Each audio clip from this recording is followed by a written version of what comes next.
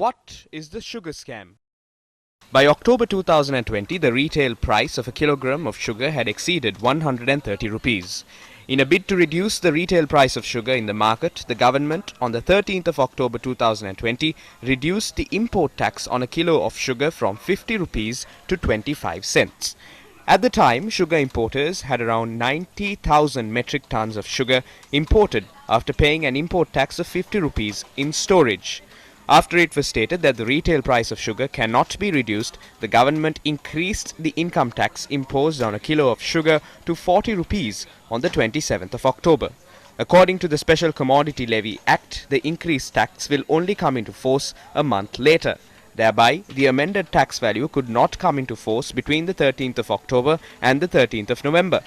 During this time period, one specific sugar importer was able to import 100,000 metric tons of sugar subject to an import tax of just 25 cents.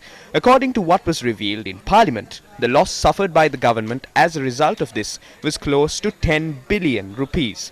In the interim, there was another questionable transaction which raised eyebrows. After reducing the import tax on sugar to 25 cents, the government set a maximum retail price of 85 rupees for a kilo of sugar. During this period, Satosa had purchased over 2,000 metric tons of sugar at a price between 125 and 127 rupees from this specific importer who was subject to an import tax of just 25 cents. The stocks of sugar that were purchased from this specific importer were sold to the public at just 85 rupees. Thereby, this specific importer was able to enjoy the profits due to the reduction of import taxes as well as the sale of sugar to Satosa at a higher price. What happened to the complaint? Where details of this sugar scam were being revealed inside and outside Parliament, the government took steps to remove the chairman of Satosa. Although the JVP lodged a complaint at the CID, there is little evidence on any progress being made on the investigations. Upon inquiry, it was revealed that the Bribery Commission is the institution with the mandate to investigate this incident, and the investigations have been directed to the relevant institutions.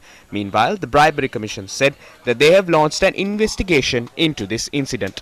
Although the Parliamentary Committee on Public Finance had requested for the reports on these transactions on a number of occasions, they have not been submitted as of yet.